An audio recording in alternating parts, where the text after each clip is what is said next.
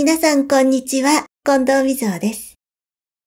今回はツインレイの見極めのポイント解説の2回目として、ドラマティックのキーワードにフォーカスをしてお話ししたいと思います。この動画を見ていただければ、なぜジェットコースターのようなアップダウンが繰り返し起こるのか、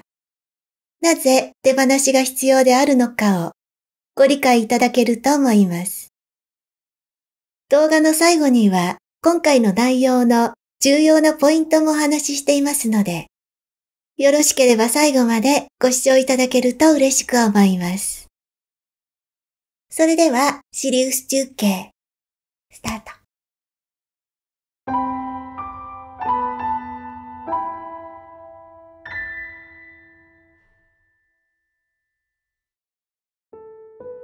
ツインレイの道を歩んでいる人がある日気づくこと。それは二人の運命には計り知れない何かの力が働いていて、自力ではどうすることもできないということ。このように言うと反発される方もいらっしゃるかもしれませんが、実際ツインレイは出会った瞬間から見えない力にコントロールされています。なぜなら普通ではありえないことばかり絶妙なタイミングで起こるからです。運命が勝手に動き出す感覚は出会いの頃特に強く感じられると思います。逆らうことのできない巨大な渦に巻き込まれて強制的に引き合わされるように気がつけば二人は愛し合います。そして不可抗力の渦はお互いの愛を確認した瞬間に二人を一気に引き離します。おそらくそれはほんの数ヶ月の出来事だと思います。多くの場合、気づきは嵐が過ぎ去った後に起こります。どう考えてもあまりに不可解すぎる流れを振り返ってすべてが仕組まれた出来事であったことに気づくのです。ツインレイのキーワードを受け取るのもおそらくこの頃だと思います。そしてさらに気づくでしょう。これまで生きてきたタイムラインと違うタイムラインに生きていることに。新しいタイムラインは二人が出会った瞬間にシフトした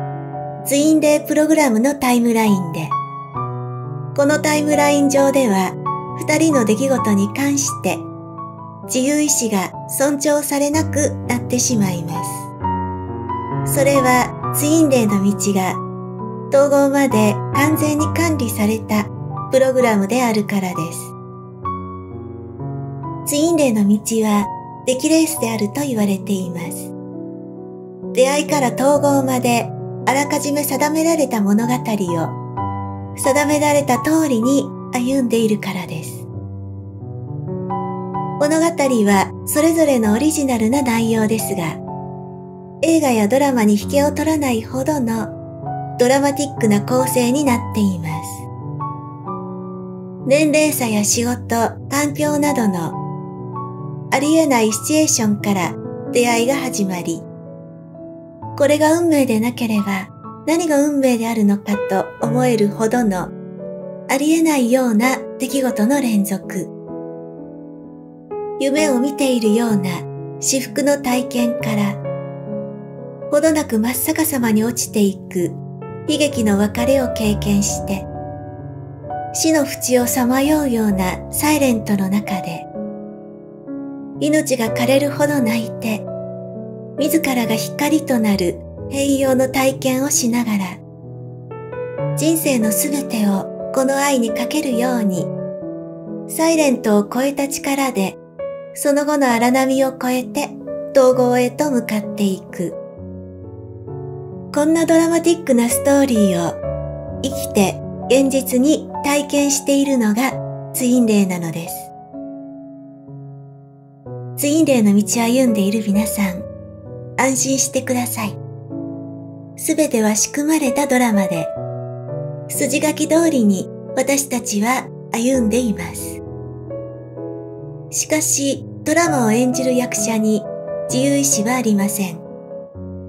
求められるのは、その役になりきって演じること。私たちはそれを無意識で行っています。それはあたかも自分で決めて行動しているかのように。そうするつもりもそうなるつもりもなかったのに、なぜかそうなってしまうことがきっと多いと思います。予想外の出来事やベストなタイミングでのハプニングの連続。ドラマを見ているとドキドキハラハラするように、ジェットコースターのようなアップダウンが繰り返し起こるのも、すべて仕組まれたドラマを演じているからです。そして私たちがドラマを見て感動するように、そこには感動の連続が刻まれています。仕組まれたドラマを仕組んでいるのは誰でしょうか。それは大いなる宇宙の意志です。ドラマを演じる二人は紙仕組みの中で自己の本質に目覚め、仕組まれた未来へと向かいます。だからすべては運命に預けましょう。どうにかしようとしても自力ではどうすることもできないからです。運命は動くときに勝手に動きます。そして私たちは勝手に演じているのです。手放しがなぜ必要であるのか。それはツインレイの道がドラマであることを知ることで、きっと理解できると思います。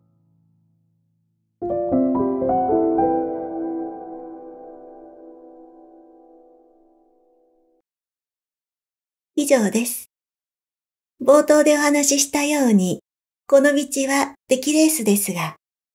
すべての人がレースを完走できるかといえば、そうでもないと思います。